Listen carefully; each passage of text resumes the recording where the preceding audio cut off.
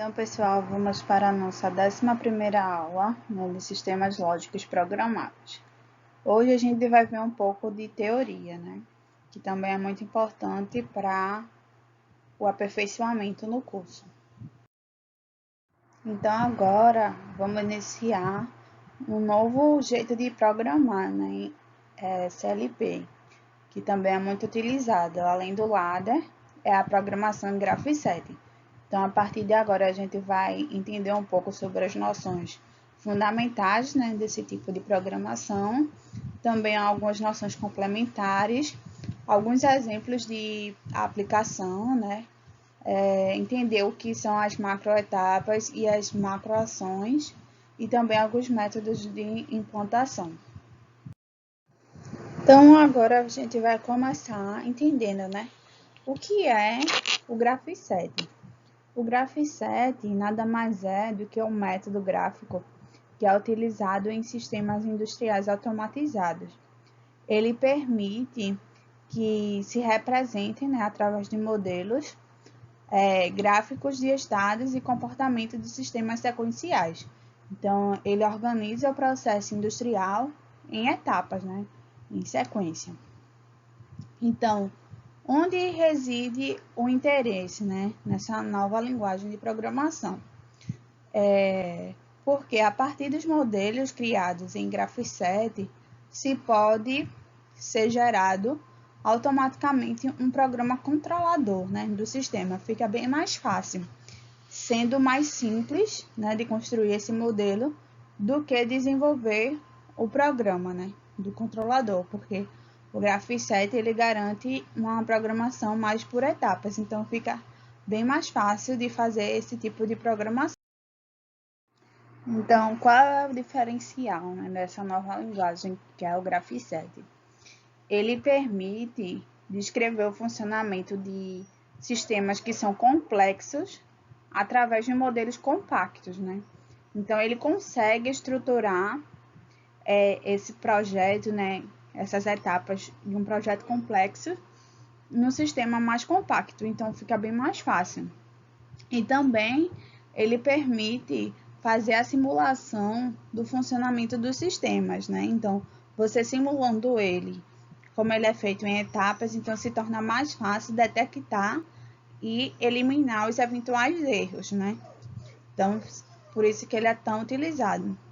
E também esse modelo, né, que é feito em Graph7, ele consegue gerar em um arquivo de programável, né, que pode ser executado pelo CLP. Então, o Graph7, ele introduz novas possibilidades. Quais são elas?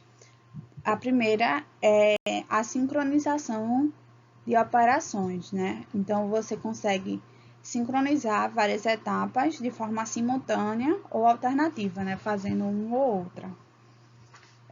Outra possibilidade é que o funcionamento ele é segundo vários níveis, né? Então, dependendo da sua estrutura, ele vai organizando em vários níveis.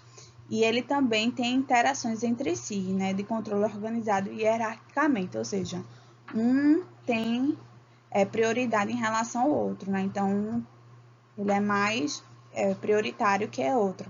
Então, essas coisas não é possível representar, por exemplo, em gráfico de estados, como a gente estudou. Então, a gente vai, cada vez mais, vocês vão notar essas diferenças entre máquina de estado e Graph7. Então, nos sistemas industriais, né, automatizados, esse modelo Graph7, ele representa uma etapa intermediária entre a especificação do sistema, né, que diz o que deve ser feito para aquele sistema, e o programa final. Então, como vocês podem observar aqui, tem a especificação, né, que diz o que o projeto deve abordar, né, deve ser realizado. Então, a partir daí, você vai modelar ele, né, e essa modelação vai dar ideia ao modelo, que o modelo é em Graph7, que é feito em etapas, né?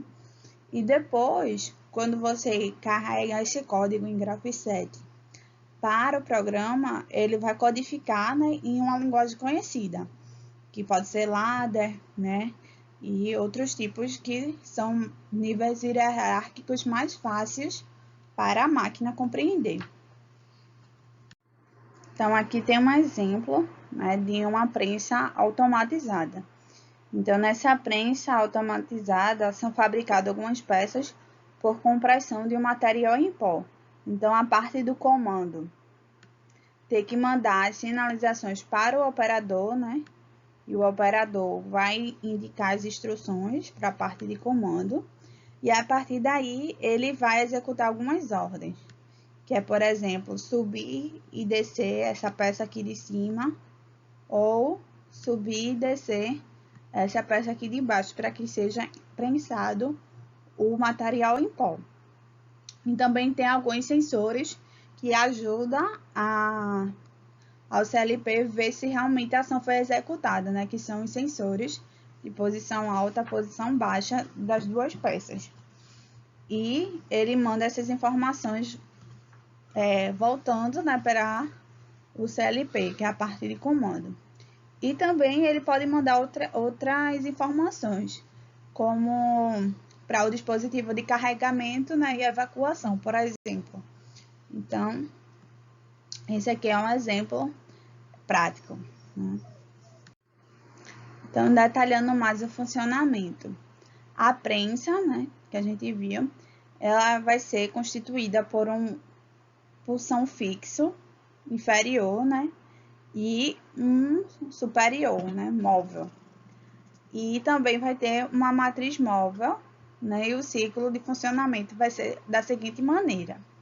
Primeiro, a matriz e o pulsão superior, nas suas posições altas, é colocada, né? Então, quando os dois estiverem alta, a matéria-prima é colocada na matriz, né, que é a parte de baixo. Depois, o operador vai apertar o botão de início do ciclo, né? E a punção desce, comprimindo a matéria-prima, e depois vai regressar, né, para a posição inicial. Depois, a matriz vai descer, né, e permitir a evacuação da peça. Então, que vai regressar à posição alta. Então, esse é o funcionamento desse sistema. Então, agora vamos para a especificação tecnológica dessa planta. Então, o material, né, vai ser colocado manualmente pelo operador, né? A parte de punção superior e a matriz são feitas por cilindros hidráulicos, né? Então, você percebe que vai ser o cilindro hidráulico de duplo efeito, né? Tanto a parte superior como a inferior, por cilindro hidráulico de duplo efeito. Então, as posições altas e baixas vai ser detectadas por interruptor fim de curso, né? Então, indicado aqui, ó, o A0, o A1, o B1 e o B0, né? As evacuações das peças é efetuada por um jato de ar comprimido comandado por uma eletroválvula. Então, vai vir um jato de ar comprimido que vai evacuar essa peça da prensa, né? Então, a partir daí, eu vou começar o modelo. Então, vamos lá. No modelo, a etapa inicial vai ser na colocação do material, né? Então, a primeira etapa vai ser colocar o material. Depois que o material for colocado, o operador vai iniciar o ciclo, né? Apertando no botão. Depois vai ter a descida da punção superior. Então, ele estava aqui na posição alta e foi para a posição baixa. Depois vai ter o fim da compressão, né? Que ele vai comprimir todo o material. Depois que ele comprimiu, vai ter a punção superior, né? A subida da punção superior. Então, ele vai voltar para o nível alto. Então, a punção superior, quando o sensor disser que é realmente a punção superior está na posição alta, então vai ter a descida da matriz, né? Que é essa pecinha aqui, né? Então, essa pecinha aqui, na verdade, vai descer, né? Essa tracejada. Então, vai descer essa peça da matriz. Então, vai ter o sensor que vai detectar que essa matriz realmente chegou na posição baixa. E depois vai ter a evacuação da peça, né? A evacuação da peça vai ser feita pelo jato de ar, né? Depois vai ter a subida da matriz, né? Então, a matriz vai voltar para a posição inicial, né?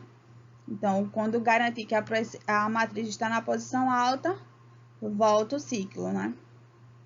Então, você vê aqui, né, que entre uma etapa e outra, sempre vai ter essa etapa da transição, que é bem parecido com máquinas de estado, né? Sempre para uma etapa para outra tinha a transição.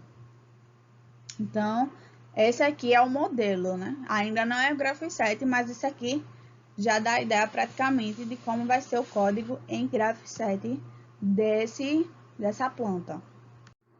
Então, para cada vez mais vocês compreenderem o Graph 7, tem algumas noções fundamentais, né? Que é a etapa vai representar o estado do sistema, né? Ou um par de sistema, né? Ou parte do sistema.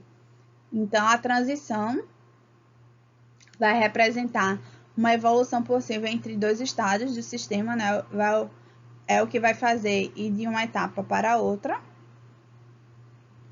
A ação, que representa uma ordem a ser enviada pelo processo físico, né? Então, toda etapa vai ter uma ação, né? Faça alguma coisa naquela etapa.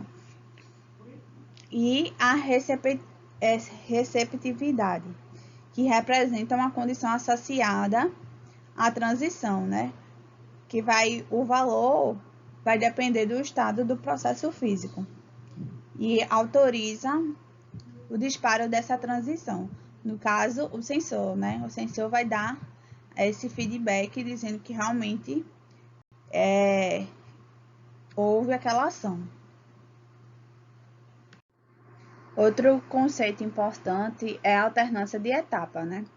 Porque para fazer uma sequência em Graph 7, sempre deve existir essa alternância das etapas e transições. Por exemplo, nessa primeira imagem aqui, né? Você tem duas etapas sem ter a transição, né? Que é a transição que é que vai dizer o que vai ocorrer para ir para a próxima etapa. Então, eu nunca posso fazer a ligação de duas etapas sem ter a transição entre elas. Da mesma forma, essa outra imagem aqui. Eu nunca posso pegar a transição, né, e ligar ela em outra transição sem antes ter uma etapa separando, né, as duas transições. Então, não são permitidas esses tipos de estrutura. Primeiro, sempre vai ter a etapa, depois a transição, para que tenha a outra etapa. Então, agora a gente vai conhecer a interface com o processo físico. Então, se vocês observarem aqui, né, tem as etapas, a etapa, a transição e a outra etapa, né? Então, para que ocorra essa transição, geralmente tem os detectores, que os detectores geralmente são os sensores que vão verificar se aquela ação que você falou, né, foi realmente executada. E a parte das etapas vai ser dada pelos atuadores, ou seja, aquele que toma a ação, né? Então, cada etapa vai ter uma ação e os detectores vai representar os sensores da transição, né, que garante que a transição foi efetuada. Então, todo esse processo das etapas é a estrutura de programa do controlador, né, que é a programação para fazer aquele sistema automatizado. Então, para se elaborar a linguagem Graph 7, tem algumas convenções, né? Que alguns padrões que são utilizados para fazer essa linguagem de programação. Então, a primeira é que as etapas ativas são representadas por esse asterístico, né? E na parte inferior do símbolo da etapa. A numeração das etapas pode ser qualquer, né? você que adota a numeração. Também, né, por causa de algum defeito, as ligações entre as etapas e as transições são sempre feitas da direita para a esquerda e de cima para baixo. Então, você vai ter a sequência, sempre vai ser da direita para a esquerda e sempre de cima para baixo. Então, se houver alguma ligação de baixo para cima e da direita para a esquerda, tem que fazer essa sinalização através de uma seta, para representar que está sendo o caminho inverso essa etapa, né? Esse pedaço do código. Um exemplo, né? Outro exemplo que a gente vai ver agora é as sequências de operações simultâneas, né? Nós do tipo AND, um e outro, né? Então, nesse exemplo aqui, dessa imagem, tem os 3 postos de trabalhos automáticos, né? Cujo funcionamento é da seguinte forma. Vai ter a rotação dessa mesa aqui, né? Então, tem uma mesa e vai ter a rotação dessa mesa. Então, quando tem a rotação da mesa, cada máquina dessa vai fazer alguma função nessa peça, em simultâneo, né? Todas fazendo ao mesmo tempo essa peça. É como se fosse 3 braços robóticos em uma peça só. Então, os 3 braços robóticos estão fazendo alguma montagem ao mesmo tempo nessa peça. Então, depois da conclusão, né, dessas operações dos 3 postos, ou seja, as 3 máquinas tiverem concluído, né, o que tinha que fazer, vai ter uma nova rotação da mesa e vai iniciar de novo o processo, né, cíclico. Então, aqui, ó, como vocês observam, ele vai começar, né, a peça, vai ter a rotação da mesa e como a imagem está muito pequena, não importa muito o que cada máquina vai fazer. Mas observem que eles estão fazendo simultaneamente, né? Ou seja, essa aqui só tem 3 passos, né, que estão fazendo simultaneamente. Essa aqui vai ter 4 etapas. E essa aqui vai ter 5 etapas, né? Mas estão sendo feitas simultaneamente. E quando terminadas todas, vai ser interligada para ir para a próxima etapa. Então, esse aqui é o modelo quando são sequências simultâneas.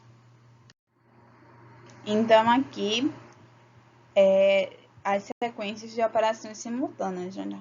Então, nesse sistema que a gente observou, existem 2 pontos de sincronização, né? E 3 postos, que cada uma vai estar em um ponto diferente, né?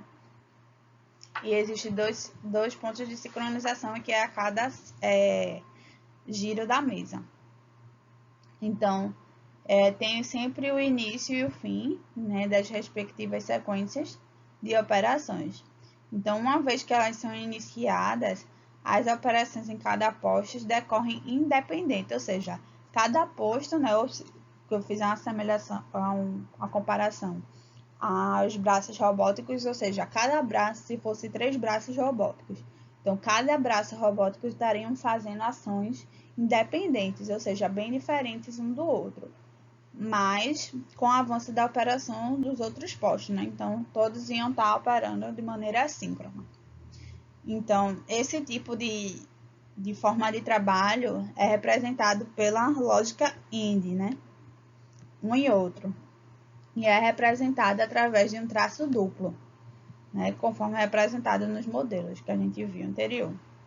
Então, você acaba notando, né, que cada etapa representa o estado do subsistema, né? Ou seja, tem o sistema todo, né, que são as 3 máquinas operando, e cada etapa vai fazer parte desse conjunto, né? O estado global do sistema, no dado instante, é representado pelo conjunto das etapas ativas nesse instante. Ou seja, vai ter sempre, no final de todas as ações, o estado global, né? Que é o que todas vão convergir para esse estado após executar as ações, né? Que elas foram designadas. Então, aqui é o exemplo mais simplificado, né? Então, o primeiro passo vai ser rodar a mesa. Aí, quando garantir o fim da rotação, começa, né? Então, quando são estados simultâneos, tem que ter essa representação aqui das duas barras, né? Para representar que estão sendo feitas simultaneamente. Então, cada linha dessa, né? São ações que são independentes uma da outra, ou seja, essa etapa aqui pode ser totalmente diferente dessa outra etapa, né? E eles estão fazendo de forma independente, mas simultaneamente, né? Que é ao mesmo tempo. E depois é finalizada esse processo e repete o ciclo, né? Fica nesse processo. Agora vamos ver um novo tipo de sequência de operação, né? Que são operações alternativas, né? Tipo OR. Então, esse sistema aqui é bem semelhante àquele que tem no Game Station, né? Que você vai movendo aquela garra até chegar no brinquedo que você quer, né? Então, tem botões aqui, não, P1, P2, P3, e você vai mover esse carrinho com a garra, né? Para a posição que você selecionou e vai fazer a etapa, né? Então, é isso mais ou menos que vai fazer esse processo aqui. Então, o operador vai selecionar o posto, né, para onde deve deslocar o carro, se é P1, P2 ou P3, e conforme a posição inicial, vai se deslocar para a esquerda ou para a direita, né? Se, por exemplo, selecionar o P3, ele vai para a direita, né? O carrinho vai para a direita, para posicionar aqui, e a garra fica nessa posição. Então, após atingir o posto selecionado, vai fazer as ações, né? Então, nas sequências alternativas do modelo Graph7, tem essas características, né? Nesse tipo de sistema, o estado vai permanecer em repouso e o sistema vai executar uma de várias sequências, né? Então, vai ter várias alternativas e ele vai executar uma delas. Depois de concluída essa sequência de operação, o sistema regressa ao seu estado de repouso. E cada transição, né, vai representar a evolução daquele estado que você escolheu. Então, quando as sequências alternativas são exclusivas, né, geralmente, ou um ou outro, né, exclusiva é isso, não pode ser feito os dois ao mesmo tempo. Ou vai ser feito um e vai excluir o outro, ou é feito o outro e exclui o primeiro. Então, é necessário garantir que as transições de entrada, né, nessas sequências são incompatíveis, né, para poder diferenciar cada sequência. Então, como assim? Nunca podem ser simultaneamente verdadeiras, ou seja, a transição delas, né, nunca pode ser que os dois sejam verdadeiros ao mesmo tempo, né? Então, eu tenho que colocar uma transição que diferencie, né, essa primeira opção e a segunda opção seja outra transição que não seja compatível com a primeira, né, para poder diferenciar qual sequência de ações deve ser tomada. Então, nesse exemplo que a gente estava vendo, a transição para ir para o posto 1, ó, ele tem que estar ou no posto 2 ou no posto 3, né? E para poder acontecer a transição da primeira parte do posto, né? No caso do posto 1. Já o pedido, se tiver no posto 2 e o dispositivo tiver ou em 1 e 2, é a transição. Então, se tiver nessa ocasião, ele já está no posto 2, aí vai fechar a garra e vai fazer essas etapas, né? O dispositivo no posto 3 e a garra é fechada, né? E o dispositivo no posto 1 e a garra é fechada, né? Se ele tiver na posição. Então, ele vai chegar no posto 2, né? Se ele tiver da esquerda, e ele tiver na direita, ele também vai chegar no posto 2, né? Porque o posto 2 é o posto no meio, né? Entre os postos. Então, se eu tiver, o pedido está no posto 3 e o dispositivo tiver ou em 1 ou em 2, ele vai para o posto 3, depois fecha a garra, né? A garra é fechada, depois ele vai para a direita, né? Que é onde está o posto 3, e vai executar o que deve ser feito quando ele chegar no posto. Então, esse aqui é um exemplo de sequências alternativas do modelo Graph-7, né? Então, como você pode observar, uma alternativa não precisa daqueles 2 traços, né? Aqui na transição. Então, ele vai fazer ou essa primeira linha, ou a segunda, ou a terceira. E se tiver mais, ele vai fazer só uma de cada vez, né? E esse aí se caracteriza o modelo para quando são operações alternativas. Então, no Graph-7 tem algumas regras de evolução, né? O que são isso? Que determina a evolução da situação, né? Ou seja, a ativação e a desativação de cada etapa. Então, são 5 regras. A primeira é a inicialização, depois a validação, depois os disparos, né? Pode ter disparo simultâneo, né? Como a gente viu que pode acontecer algumas ações ao mesmo tempo, né? De várias coisas diferentes, sendo que simultaneamente. E a ativação e a desativação desse disparo simultâneo, né? Então, tem essa observação que o Graph-7, ele representa, né, o conjunto de etapas ativas num determinado instante. Então, é assim que funciona a linguagem Graph-7. Vai ser cada etapa que são ativas naquele instante, né? Então, por isso que ele é bem setorizado, né? Essa linguagem nova, que é o Graph-7. Então, a etapa de inicialização, ela é assinalada, né, diferenciada, porque tem esse duplo traço. Então, a gente viu que cada etapa é pela essa caixinha, e quando ela é etapa de inicialização, né, que vai ser executada assim que começar o código, então ela é diferenciada porque vai ter esse duplo traço. Então, aqui, esse 1 e o 3 vão ser inicializados imediatamente, né? Quando as saídas O1, O3 e O5, que são os finais, né, de cada linha, forem concluídos. Então, essa é a parte de inicialização do código Graph-7. A validação é a etapa que diz se a transição está validada ou não. Está validada se as suas etapas estiverem ativas. Por exemplo, nesse primeiro aqui, essa etapa aqui já foi concluída, então a transição está validada. Aqui também, ó, esse aqui, a etapa anterior está concluída, então o T2 está validado, né, que é a transição. Aqui também, né?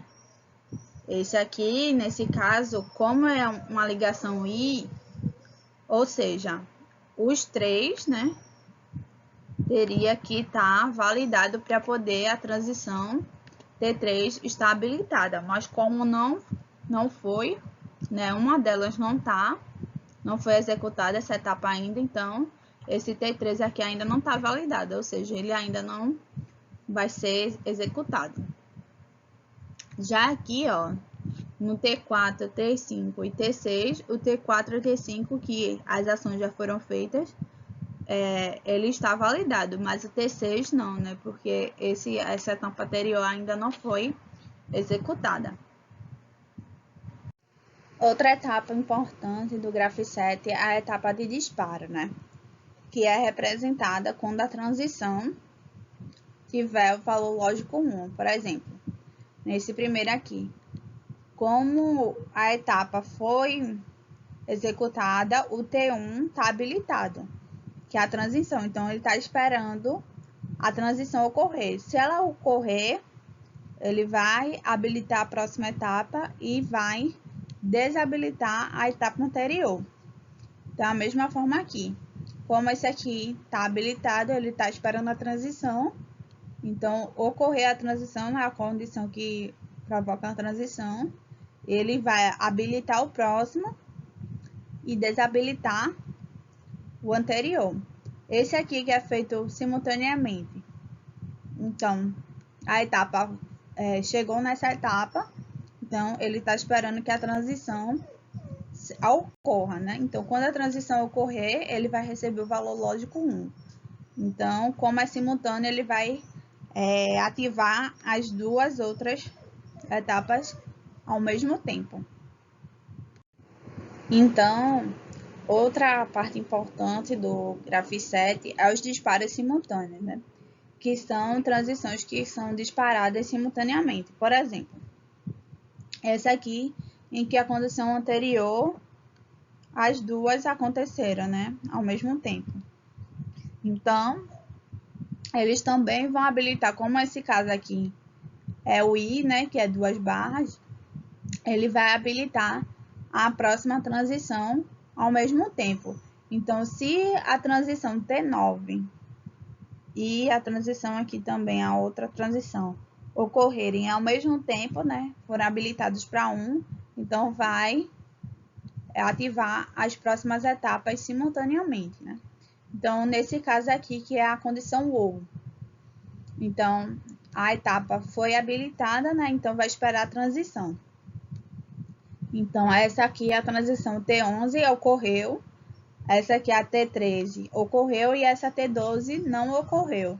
Então, as que conseguiram, as transições que receberam nível lógico 1 vão ser acionadas e a anterior vai ser desabilitada, né? Então, essa aqui são exemplos dos disparos simultâneos, né, que podem ocorrer quando está executando a linguagem de programação em Graph7. Também algo muito importante que pode acontecer no Graph7 é a ativação e a desativação simultânea. Por exemplo, nesse primeiro caso, aqui ele teve ação e a transição está dizendo que é 1.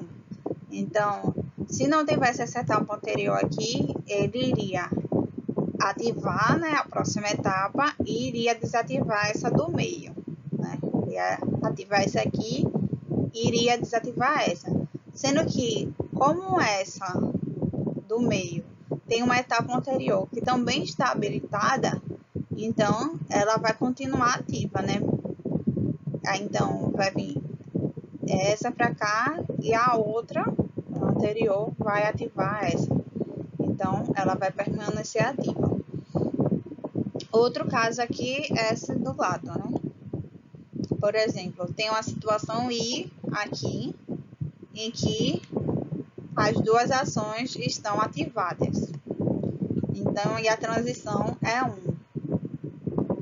Então, como a transição é 1, ele vai habilitar tanto esse aqui, né, como esse aqui, sendo que como está realimentado, ele vai alimentar novamente essa etapa aqui, né, habilitando de novo essa etapa. Então, fica dessa forma aqui. Então, pode ocorrer esse tipo de situação, né, que é a ativação e a desativação simultânea, em que ele desativa, mas tem outra condição anterior que já reativa essa etapa novamente.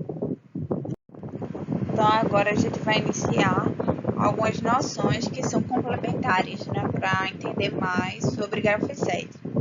Então, além daquelas noções fundamentais que a gente viu até agora, que é a definição do que é etapa, do que é transição, do que é receptividade e ação, e também as regras de evolução, né, as regras de ir para cada etapa, tem também outras coisas que o Graph7 possui e que são mais complexas, né?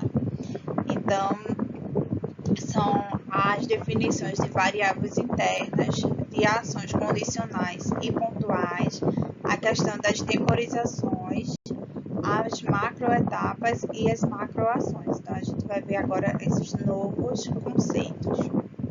Um dos conceitos é a questão das variáveis internas. Então, a variável x1, que é a variável que representa a transição, ela é uma variável booleana, né? Então, ela só vai ativar a próxima etapa se caso essa transição for verdadeira. Se caso não for verdadeira, ela não vai ativar a próxima transição. Então, nesse exemplo aqui, dessa imagem, a transição foi verdadeira, que ativou o próximo estado, né, que é o estado 4. Mas se caso ela não fosse verdadeira, ela não iria ativar. Outro conceito é as ações condicionais, né? O que é isso? Uma ação condicional é associada à etapa, ela é executada somente quando essa etapa estiver ativa e também verificar outra condição lógica condicional. Por exemplo, nesse caso aqui ocorreu a transição, né, que ela foi para o 3 para o 4. Então, quando ela chega na etapa 4, a saída, né, O4 aqui, só vai ser ativada se caso o I6, que é uma entrada, ele tiver o valor de 1, né? Então, esse aqui seria ativado, né? O 5 quando chegasse nessa etapa 4, mas esse O4, que é a saída, outra saída, só seria ativado se essa entrada aqui fosse ativada, né? Então, é uma ação condicional. Só vai ser ativada se acontecer a entrada. Agora, as ações pontuais, né? Então, as ações pontuais, elas são usadas momentaneamente, né? Quando se quer ter uma ação momentaneamente. Então, ele não é um efeito contínuo como a gente viu, né? Assim, ações que demoram mais tempo. É como se fosse contatos de pulso, né? Como a gente já viu. E ele é usado para, por exemplo, incrementar o contador ou disparar o temporizador. Então, são ações bem rápidas que servem para essas finalidades. Então, é como se fosse contato de pulso e vai ser incrementar ou disparar um temporizador. São ações bem rápidas, né, que são executadas no código. Outra situação são as ações memorizadas. As ações memorizadas são caracterizadas porque elas continuam sendo executadas depois da etapa, né? E estão associadas a ter sido desativadas, até que uma nova ordem diga o contrário. Por exemplo, aqui, ó, ele diz que o O5 tem que ser ativado. Então, ele ativa o O5, né? Aqui ele não diz nada, então ele permanece, o O5 permanece ativado. Aqui ele também não diz nada, ele permanece ativado. Aqui, ó, ele diz o barrado de O5, ou seja, desativar o O5, né? Então, ele agora desativa o O5. Então, são ações que são memorizadas, né? E fica no processo até receber uma nova ordem de desativação. É como se fosse o set reset, né? O set fica lá, a memória ativa, até vir um comando de reset daquela memória ou daquela bobina. Então, no Graph7 também a gente pode adotar temporizações, né? Por exemplo, nesse caso aqui, que 20 segundos após a transição, né? A ativação da etapa 13, se depois desse tempo de 20 segundos a etapa 13 ainda continuar ativa, então aí sua transição vai receber o valor lógico 1, né? E vai para a próxima etapa. Então, no Graph7 também a gente pode usar a temporização. As temporizações, como a gente viu, ela pode ser associada tanto às ações, né, quanto às transições, né? Então, você pode usar nesses dois casos. Então, também pode ser utilizado no Graph7 nessas duas ocasiões. Então, pessoal, na próxima aula eu vou trazer para vocês, né, alguns exemplos no software utilizando já essa nova linguagem, né, que é Graph7, para vocês entenderem melhor de forma prática.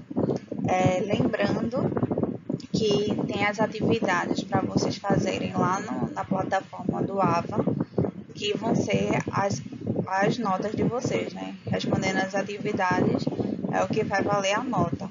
Então, é muito importante que vocês façam as atividades propostas e me enviem para poder tirar uma boa nota nessa disciplina. Qualquer dúvida que vocês tiverem tendo, entre em contato comigo na plataforma Ava, né, e eu vou ajudar vocês. Então, a aula de hoje é até aqui, né, introduzindo essa nova linguagem de programação, que é o Graph7. E nas próximas aulas a gente vai ter as práticas sobre essa nova linguagem. Então, aguardo vocês na próxima aula.